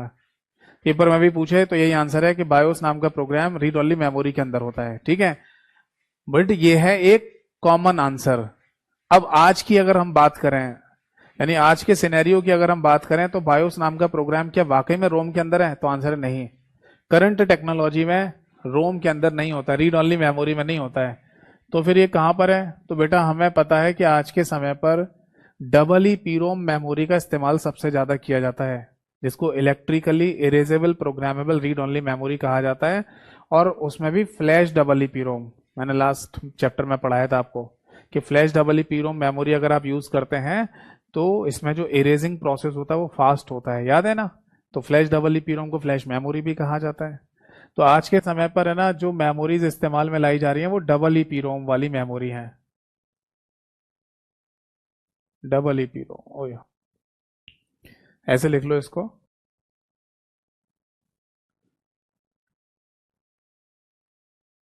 ठीक है, यहां लिख देता हूं मैं डबल ईपी रोम, यानी electrically erasable programmable read only memory. और उसमें भी कौन सी मेमोरी? फ्लैश डबल ईपी रोम। इसके अंदर होता है बेसिकली बायोस नाम का प्रोग्राम। अब आप बोलेंगे सर दो क्वेश्चन नहीं बन गए कि जब हमसे पूछा जाए कि बायोस प्रोग्राम कहां पर होता है, तो मतलब दो आंसर बन गए इसके, रोम के अंदर भी और फ्लैश डबल ईपी रोम के अंदर। तो कौन सा याद रखें? तो बेटा हर हालत में यही याद रखना है, मैं पहले ही बोल रहा था, हर हालत में पहला वाला ही पॉइंट याद रखना है। दूसरा वाला पॉइंट केवल नॉलेज के लिए बताया मैंने आपको। ठीक है, बट ऐसा क्यों किया गया? ऐसा इसलिए किया गया कि कुछ मैन्युफैक्चरिंग कंपनी जो कंप्यूटर बना रही हैं, उनको ये लगा कि अगर हमें कभी बायोस नाम के प्रोग्राम में कोई चेंज या कोई बदलाव करने हो, जिसे अपडेट करना भी कहा जाता है, अपडेट करना, तो ये कैसे करेंगे? बायोस नाम का प्रोग्राम तो रोम के अंदर चिपका हुआ है, वो तो इरेज ही नहीं हो सकता। तब कंपनियों ने ये सोचा एक काम करते हैं, इसको फ्लैश डबल ईपी रोम में डाल के देते हैं, अगर हमें कोई चेंज या बदलाव करना होगा, अपडेट करना होगा, तो हम बाद में अपडेट कर देंगे। ये अपडेट कैसे होता है? आपके कंप्यूटर में ना अपने आप ही है ना, मतलब अगर आपका कंप्यूटर इंटरनेट से कनेक्टेड रहता है तो विंडोज में ना अपने आप ही, या मान लो कंप्यूटर में अपने आप ही कोई अपडेट आ जाएगी कि बायोस अपडेट हो रहा है, तो उसके थ्रू वो अपडेट हो जाएगा। ये सारी चीजें इंटरनेट के थ्रू होती हैं। अगर आपका विंडोज ऑपरेटिंग सिस्टम है वो भी इंटरनेट के थ्रू अपडेट हो जाएगा। या कोई कंपनी है ना, अगर जैसे डेल मान लो कंपनी है या एचपी कंपनी है, वो अपने कंप्यूटर में ना कोई प्रोग्राम को अपडेट करना चाहती है, खैर यही बायोस को ही अपडेट कर सकती है, बाकी तो कंपनी का कोई और रोल होता नहीं है। जैसे डेल नाम की कंपनी है, तो डेल नाम की कंपनी का इतना ही योगदान होगा कि वो रोम के अंदर बायोस डाल के देगी, बस। इसके बाद तो जैसे ही लैपटॉप या कंप्यूटर आपके पास आ जाएगा, आप उसमें विंडोज ऑपरेटिंग सिस्टम डाल देंगे, तो फिर सारी जिम्मेदारी एक दूसरी कंपनी पे चली जाती है, माइक्रोसॉफ्ट कंपनी पर, क्योंकि माइक्रोसॉफ्ट कंपनी का ही होता है विंडोज ऑपरेटिंग सिस्टम। तो फिर अगर कोई अपडेट आएगी आपके कंप्यूटर में, तो वो विंडोज को अपडेट करने के लिए आती है। ठीक है, तो जैसे डेल जैसी कंपनी, एचपी जैसी कंपनी जो कंप्यूटर बना रही है, उन्होंने यही सोचा था कि अगर बायोस में हमें कोई चेंज या बदलाव करने होंगे तो इसे हमें इरेजेबल मेमोरी में डाल के देना होगा। तो आज की डेट में ना ये आता है। ठीक है, एक बच्चे ने लिखा सर अगर एग्जाम में दोनों ऑप्शन आ गए तो आते ही नहीं है। हमेशा जब भी ये क्वेश्चन पूछा जाता है, ऐसे ही पूछेंगे कि बायोस नाम का प्रोग्राम कहाँ पर मौजूद है, तो आंसर होगा रोम के अंदर। बस नॉलेज के लिए मैंने बता दिया है कि अभी आपके पास अगर कोई कंप्यूटर होगा तो उसमें flash double E P ROM के अंदर, या केवल डबल ई पी रोम भी कह सकते हो, उसके अंदर होता है। ठीक है, ठीक है। अच्छा चलो, मान लो अगर ऐसा हो गया कि रोम और डबल ई पी रोम दोनों ऑप्शन में दे दिए है, तो भी आप रोम पे टिक करना, क्योंकि जो ट्रेडिशनल क्वेश्चन और ट्रेडिशनल भाषा है ना, उसमें यही आपको मिलेगा हमेशा कि बायोस नाम का प्रोग्राम रीड ओनली मेमोरी के अंदर होता है। ठीक है, तो रोम पे टिक करना हमेशा। तो ये बात समझ में आ गई सभी को? अब देखो, यहां पर नेक्स्ट लिख लेते हैं बायोस प्रोग्राम के फंक्शंस, यानी कि इसके कार्य क्या होते हैं। तो वैसे देखो, इसका एक मुख्य कार्य जो होता है, इसके बारे में मैंने आपको बताया था फर्स्ट चैप्टर में। क्या है वो? सिस्टम क्लॉक को चलाना, यानी कि हमारे कंप्यूटर की जो घड़ी है, क्लॉक है, उसको चलाने का काम 2400 घंटे, सातों दिन, 24/7, 24x7 चलाने का काम किसका होता है? बायोस नाम के प्रोग्राम का ही। ठीक है ना, मतलब कंप्यूटर की जो घड़ी है ना, डेट और टाइम, ये कभी बंद नहीं होता, हमेशा चलता रहता है, चाहे कंप्यूटर आपने शट डाउन कर रखा हो चाहे ऑन कर रखा हो। क्योंकि कंप्यूटर को ऑन कर रखा होगा तो पावर मिल ही रही होगी कंप्यूटर को, बट अगर कंप्यूटर शट डाउन कर देते हैं तो भी है ना, इस रीड ओनली मेमोरी को पावर सप्लाई मिल रही होती है। किससे? सीमॉस वाली बैटरी से। याद आ गया? हमारे कंप्यूटर के मदरबोर्ड पर एक बैटरी लगी होती है, सीमॉस बैटरी, जिसका पूरा नाम होता है complementary metal oxide semiconductor battery. और जब आप कंप्यूटर को शट डाउन कर देते हैं, तब ये बैटरी रीड ओनली मेमोरी को पावर सप्लाई देती है, और इसके चलने की वजह से, या रीड ओनली मेमोरी को पावर सप्लाई मिलने की वजह से, इसके अंदर का बायोस नाम का प्रोग्राम चलता रहता है, और सिस्टम क्लॉक या घड़ी भी चलती रहती है।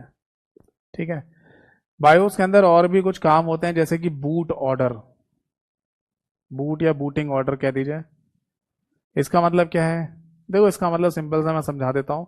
जैसे है ना, हमारे कंप्यूटर में जो विंडोज ऑपरेटिंग सिस्टम है, उसे स्टार्ट करने के लिए हमें जगह चाहिए, मतलब या उसे रखने के लिए हमें जगह चाहिए।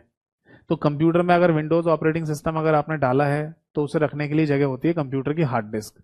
क्योंकि हर एक कंप्यूटर में आजकल हार्ड डिस्क तो होती है ना, या आजकल एसएसडी आने लग गई है, तो एसएसडी कह दो। तो कंप्यूटर के अंदर हार्ड डिस्क या एसएसडी जो भी लगी होगी, तो उसमें विंडोज ऑपरेटिंग सिस्टम मौजूद होता है। और इसी तरीके से फिर वो आगे बढ़ेगा और कंप्यूटर स्टार्ट हो जाएगा। एक डायग्राम याद है ना भाई? सारा डेटा कहाँ पर स्टोर होता है? कंप्यूटर की हार्ड डिस्क में। तो विंडोज ऑपरेटिंग सिस्टम भी कहाँ पर होगा? हार्ड डिस्क में। फिर आगे ये रैम में पहुंचेगा, फिर आगे सीपीयू आता है, फिर आगे मॉनिटर आता है। ये डायग्राम तो याद है ना? तो हार्ड डिस्क में या एसएसडी में रहता है हमारा ऑपरेटिंग सिस्टम। ठीक है जी? ठीक है। अब ये जो ऑपरेटिंग सिस्टम है ना, जरूरी नहीं है कि हमेशा आप जब ऑन कर रहे हैं तो हार्ड डिस्क से ही ऑन आएगा, ये आगे की तरफ रैम में पहुंचेगा, जरूरी नहीं है। आप अपने कंप्यूटर में है ना, अगर सीडी या डीवीडी से ऑपरेटिंग सिस्टम को स्टार्ट करना चाहते हैं तो वो भी हो सकता है। अगर आप किसी पेन ड्राइव से ऑपरेटिंग सिस्टम इस्तेमाल कर मतलब स्टार्ट करना चाहते हैं तो भी हो जाएगा। या फिर आपका कंप्यूटर अगर किसी नेटवर्क से कनेक्टेड है, तो नेटवर्किंग के थ्रू किसी दूसरे कंप्यूटर में अगर ऑपरेटिंग सिस्टम होगा, तो वहां से भी ऑपरेटिंग सिस्टम की फाइलें आपके कंप्यूटर में आ सकती हैं। यानी कि आपके कंप्यूटर में जो ऑपरेटिंग सिस्टम स्टार्ट हो रहा है ना, उसको स्टार्ट करने के, उसको रखे होने के कई सारी चीजें हो सकती हैं, जैसे कि मैंने अभी बताया। अब बायोस के अंदर ही बेसिकली वो ऑर्डर दे रखा होता है। जैसे आपको है ना, जैसे ज्यादातर केस में जो ऑपरेटिंग सिस्टम स्टार्ट होता है कंप्यूटर में, वो हार्ड डिस्क की वजह से होता है। तो यहाँ बूट ऑर्डर में, जो कि बायोस का एक फंक्शन है, इसमें सबसे ऊपर है ना हार्ड डिस्क लिखा होगा, फिर नीचे लिखा होगा CD DVD pen drive network, ऐसे लिखा होता है। अब सपोज दैट कि आप है ना किसी पेन ड्राइव से विंडो को स्टार्ट करना चाहते हैं पेन ड्राइव लगाकर, तो आपको पेन ड्राइव यानी यूएसबी को सबसे ऊपर लाना पड़ेगा और हार्ड डिस्क को नीचे करना पड़ेगा। तब जाके पेन ड्राइव एक्सेप्ट होगी और पेन ड्राइव में जो ऑपरेटिंग सिस्टम है उसकी फाइल आगे बढ़ेगी। यानी मोटा मोटा मुद्दे की बात हमें ये समझ में आ रही है ना? ये मुद्दे की बात हमें ये समझ में आ रही है कि अगर ऑपरेटिंग सिस्टम हमें स्टार्ट करना है, जैसे विंडोज ऑपरेटिंग सिस्टम, तो वो कई सारी जगह पर हो सकता है। ठीक है। एक बच्चे ने लिखा, सर आपको कंप्यूटर चलाना बहुत अच्छे से आता होगा।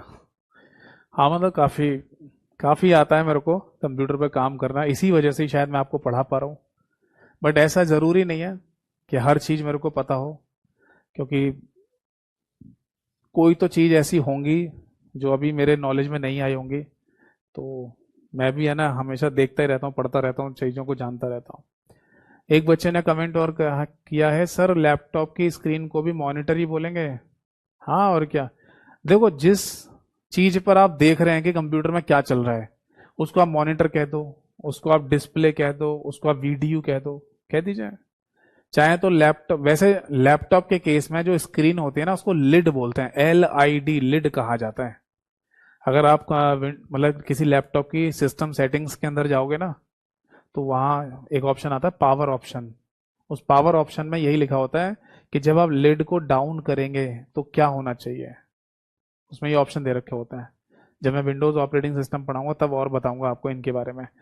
फिलहाल ये समझ लो, उसमें एक ऑप्शन लिखा होता है कि लिड को डाउन करना। लिड का मतलब होता है जो स्क्रीन आपको दिख रही है लैपटॉप वाली, उसको डाउन कर देंगे नीचे तो क्या हो जाए, कंप्यूटर बंद हो जाए या स्लीप मोड में चला जाए, ऐसे ऑप्शन होते हैं वहां पर।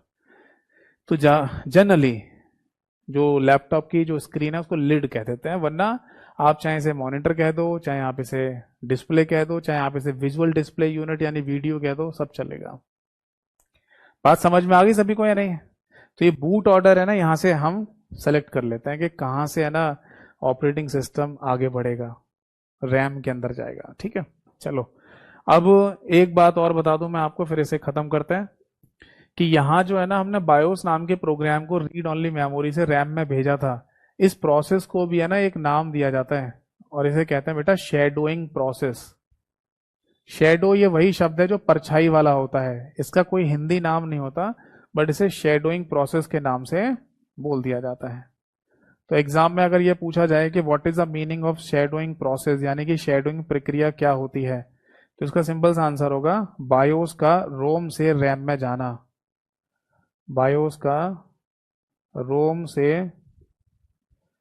रैम में जाना क्या कहलाता है? इसी को शैडोइंग प्रक्रिया कहा जाता है। नोट कर लीजिए, कोई डाउट है तो पूछिए। ठीक है, तो बस यही पॉइंट आपको ध्यान रखना है बायोस के बारे में जो मैंने अभी आपको समझाए। ठीक है, एक पॉइंट और रह गया, हाँ ये और लिख लो। बेसिकली अगर आपसे पूछा जाए कि बायोस क्या चीज है, तो आप बोलेंगे सर बायोस एक प्रोग्राम है। आपने ही तो बताया अभी। हाँ सही कहा मैंने कि ये बायोस बेसिकली एक प्रोग्राम होता है। बट इसी प्रोग्राम के अंदर है ना एक छोटा सा पार्ट और है जिसको बायोस का सब प्रोग्राम कह सकते हैं आप। एक प्रोग्राम के अंदर छोटा प्रोग्राम, तो उसे सब प्रोग्राम कहा जा रहा है। और इसका नाम होता है बेटा POST पोस्ट। तो ये नोट कर लीजिए, POST पोस्ट। इसकी भी अपनी एक फुल फॉर्म होती है, that is power on self test. Power on self test, बस इसके बारे में सुन लीजिए क्या है मीनिंग। वैसे नाम से ही पता चल रहा है, पावर ऑन टेस्ट शुरू। यानी बेसिकली होता क्या है, जब आप कंप्यूटर को ऑन करते हैं तो बायोस नाम का प्रोग्राम तो एक्टिवेट होगा ही होगा, ये सारा प्रोसेस होगा। और मैंने लिखा भी है कि पहला प्रोग्राम है। इसी के अंदर एक छोटा सा प्रोग्राम और है जिसे पोस्ट कहते हैं, पावर ऑन सेल्फ टेस्ट। वो क्या करता है कि हमारे कंप्यूटर के मदरबोर्ड पर जितने भी हार्डवेयर कंपोनेंट्स लगे हुए हैं, जितने भी चीजें लगी हुई हैं, इन सब में सिग्नल भेजता है। अगर वो इलेक्ट्रिकल सिग्नल लौट के वापस आ जाए तो ये समझ जाता है कि जिसको मैंने सिग्नल भेजा था वो अपनी जगह पर प्रॉपर लगा हुआ है और काम भी कर रहा है। बट अगर सिग्नल लौट के नहीं आया तो ये मान लेता है कि वो हार्डवेयर डिवाइस जिसको इसने सिग्नल भेजा या तो वो हिल गई है अंदर ही अंदर, ऐसे हिल गई है मान लो, या वो काम ही नहीं कर रही है। तो इस कंडीशन में आपका कंप्यूटर स्टार्ट नहीं होगा और यही पोस्ट नाम का प्रोग्राम आपके कंप्यूटर की स्क्रीन पर एक मैसेज दे देगा कि this one is missing, this one is missing, यानी कि ये कंप्यूटर में काम नहीं कर रहा, गायब है, मिसिंग है, ऐसे मैसेज आ जाता है। तब आपको हैंड टू हैंड पता भी चल जाएगा कि हमारे कंप्यूटर में क्या खराबी हो गई है। तो ये है ना, ये भी एक इम्पॉर्टेंट टेस्ट होता है कंप्यूटर के स्टार्ट होने पर।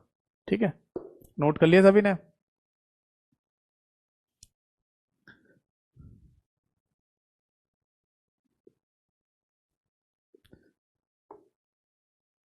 बायोस के बारे में ना अगर कभी भी कहीं पूछा जाता है ना तो इससे ज्यादा नहीं पूछते जितनी बातें मैंने बताई हैं।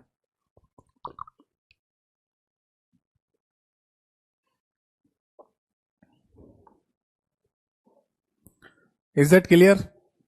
ठीक है भाई, अब आगे बढ़ते हैं और एक और प्रोग्राम की चर्चा करते हैं जिसका नाम है लोडर। लोडर भी हमारा है ना सिस्टम सॉफ्टवेयर की कैटेगरी में ही आता है, बट इसका काम क्या है वो समझते हैं। अच्छा, एक क्वेश्चन का आंसर दीजिए। मैंने बोला या मैंने अभी पूछा था आपसे कि हमारे कंप्यूटर में सबसे पहला प्रोग्राम जो एक्टिवेट होता है या चलता है उसका नाम क्या है, तो आंसर है बायोस। दूसरा प्रोग्राम कौन सा चलता है, इसका नाम क्या होगा, इसका आंसर क्या होगा बताइए। कंप्यूटर ऑन करने के बाद, ठीक है, कंप्यूटर ऑन करने के बाद सेकंड प्रोग्राम कौन सा चलता है कंप्यूटर में, क्या आंसर होगा बेटा इसका?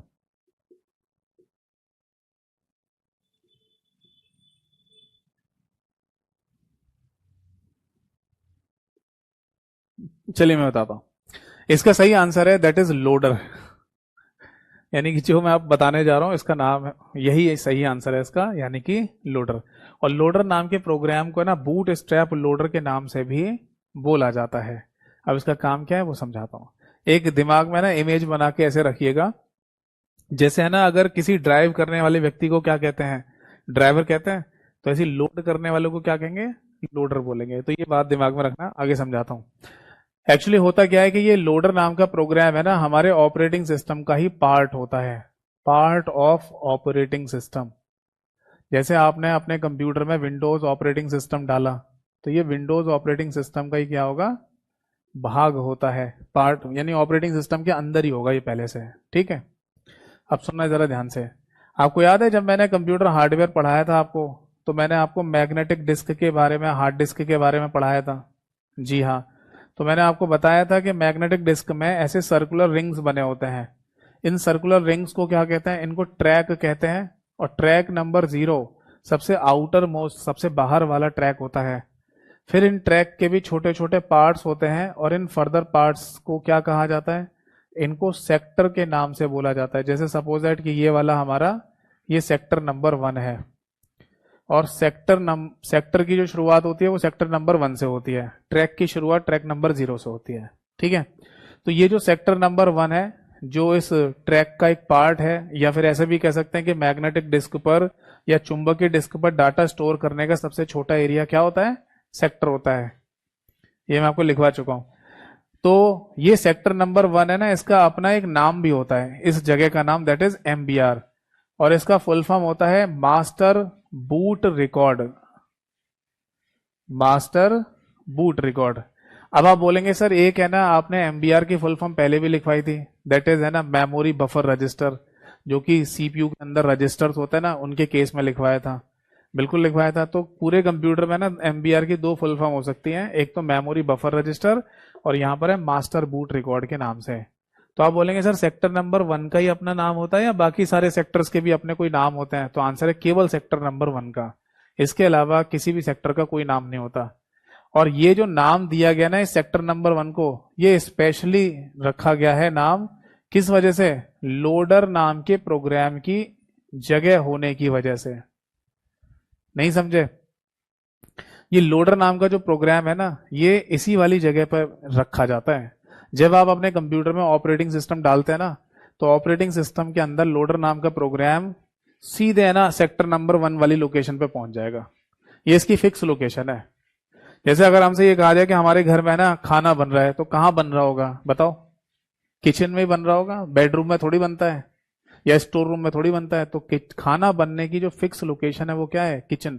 तो उसी तरीके से इस लोडर नाम के प्रोग्राम की एक फिक्स लोकेशन होती है मैग्नेटिक डिस्क में, सेक्टर नंबर 1, जिसे एमबीआर कहा जाता है। समझ में आ गई बात? ठीक है। अब एक डायग्राम जो मैं हमेशा बनाता हूं उसको भी लिखिए, यहां पर बनाइए। ये है हमारे कंप्यूटर की हार्ड डिस्क, और हमें पता है कि हार्ड डिस्क के अंदर ही होता है ऑपरेटिंग सिस्टम। कहां पर? जैसे कि सी ड्राइव के अंदर। फिर हार्ड डिस्क से है ना आगे हम बढ़ेंगे तो कहां पहुंचेगा? ये ऑपरेटिंग सिस्टम की फाइल रैम के अंदर। ठीक है। और नॉर्मल कंप्यूटर में कौन सी रैम होती है? डी रैम होती है। इसके बाद है ना आगे बढ़ेंगे तो सीपीयू के पास ही डाटा पहुंचेगा इनपुट की फॉर्म में, प्रोसेसिंग होगी और एक आउटपुट जनरेट होगा। तब जाके ना मॉनिटर स्क्रीन पर आपको ऑपरेटिंग सिस्टम ओपन होता हुआ दिखाई देगा, है ना। विंडोज ऑपरेटिंग सिस्टम अगर आप यूज करना चाहते हैं और मॉनिटर पर आपको दिख रहा है तो वहां से आ रहा होगा। सही है ना। तो हार्ड डिस्क से है ना रैम में ऑपरेटिंग सिस्टम की फाइलों को भेज कौन रहा है? कौन लोड कर रहा है? तो आंसर है लोडर, यही प्रोग्राम। ठीक है जी। तो बस इतना ही लिख लो। एक पॉइंट यहां पर और डाल दीजिए कि इस लोडर नाम के काम करने का जो प्रोसेस होता है, यानी कि वर्किंग प्रोसेस, यहां पर हम लिख सकते हैं that is working process. Hindi में लिखा जाएगा कार्य करने की प्रणाली, या कार्य करने की जो प्रक्रिया है, उसे बेसिकली इसी नाम से मिलाते हुए बूट स्ट्रैपिंग कह दिया जाता है। ये नोट कर लो। अगर पूछा जाए कि बूट स्ट्रैप लोडर के कार्य करने की प्रक्रिया को क्या कहा जाता है, तो आंसर है इसका boot strapping.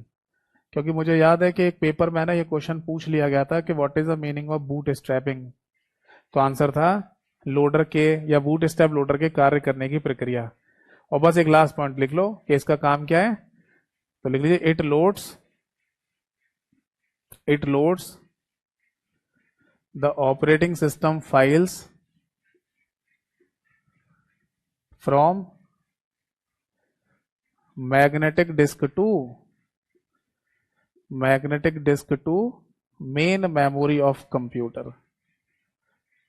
Main memory of computer.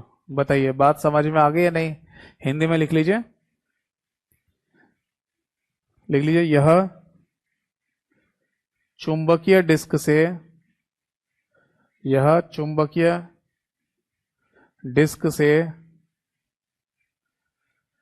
मुख्य मेमोरी में, यह चुंबकीय डिस्क से मुख्य मेमोरी में ऑपरेटिंग सिस्टम फाइलों को लोड करता है। बताइए बात समझ में आ गई या नहीं? तो ये आप यहां पर नोट कर लीजिए। तो ये हो गया हमारा लोडर नाम का प्रोग्राम। एक बार फिर से रिवाइज करा देता हूं कि लोडर नाम के प्रोग्राम को बूट स्ट्रैप लोडर भी कहते हैं। ये ऑपरेटिंग सिस्टम के अंदर ही आता है। इसके काम करने की प्रोसेस को बूट स्ट्रैपिंग कहा जाता है। और काम क्या करता है? मैग्नेटिक डिस्क है ना, यानी कि हार्ड डिस्क कह सकते हो, इसमें जो ऑपरेटिंग सिस्टम की फाइलें हैं उसको मुख्य मेमोरी में लोड कराना, रैम के अंदर भेजना। तभी है ना आगे सीपीयू तक वो फाइलें जाएंगी और तब जाके मॉनिटर स्क्रीन पर आपको ऑपरेटिंग सिस्टम दिखाई देगा। बस ये और ध्यान रखना है कि लोडर नाम के प्रोग्राम की हार्ड डिस्क या मैग्नेटिक डिस्क में एक परमानेंट जगह बनी होती है जिसे सेक्टर नंबर 1 यानी कि मास्टर बूट रिकॉर्ड के नाम से बोला जाता है। ठीक है भाई, चलो। तो आज की क्लास और आज की सभा अब हम यहीं पर समाप्त करते हैं। नेक्स्ट क्लास में इसके आगे के पार्ट को डिस्कस करेंगे।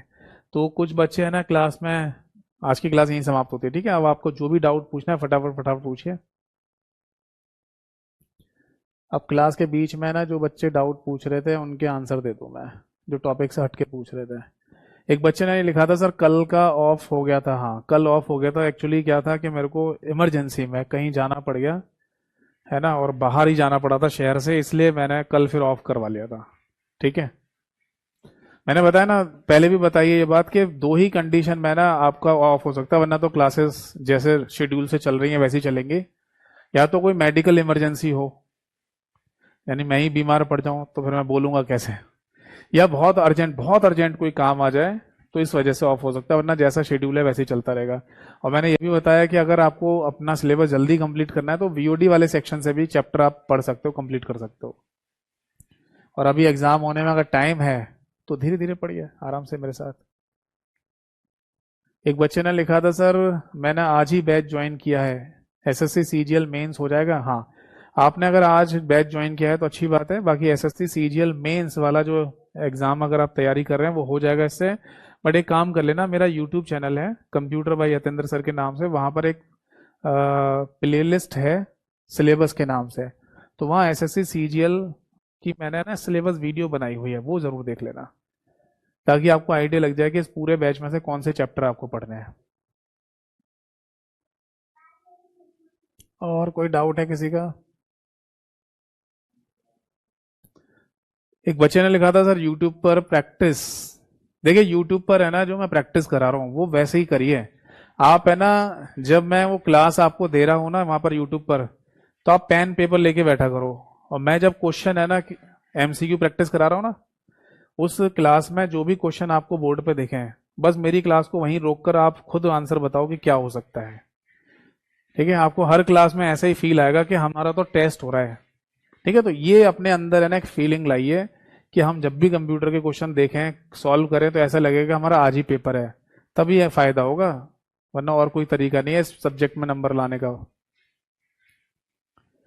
मैं उस क्लासेस में जब क्वेश्चन डिस्कस कर रहा हूँ ना तो मेरे को वहीं रोक दिया करो स्टॉप करके, और देखो क्वेश्चन पढ़ के इंग्लिश हिंदी दोनों में क्या सही आंसर होगा, फिर आगे मेरा एक्सप्लेनेशन सुना करिए।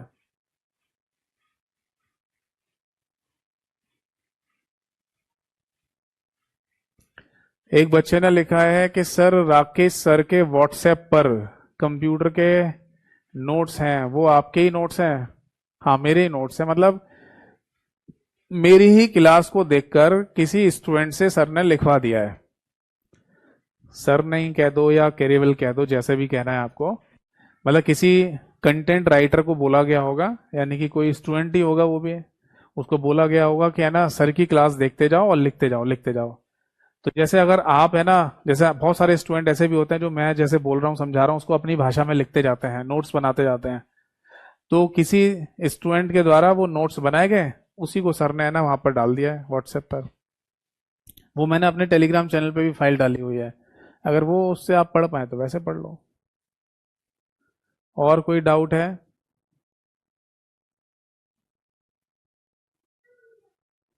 ठीक है, अब शायद किसी का कोई डाउट नहीं है, तो फिर आज के सेशन और आज की क्लास को है ना हम यहाँ पर समाप्त करते हैं, अगली क्लास में मिलेंगे। जाते जाते यही बोलूंगा कि आप एमसीक्यू पढ़ा करो जितने पढ़ सकते हो, धीरे धीरे है ना आपको मतलब एक परफेक्टनेस आती जाएगी इस सब्जेक्ट में। ठीक है, और अगर डाउट आए तो मुझे व्हाट्सएप पर भेज कर भी वो डाउट क्लियर कर सकते हो आप, जितना जल्दी होगा मैं रिप्लाई जरूर करूंगा। व्हाट्सएप नंबर मैंने क्लास के शुरुआत में आपको दिया ही था। तो अगली क्लास में मिलेंगे, तब तक के लिए नमस्कार सभी को, जय हिंद, वंदे मातरम।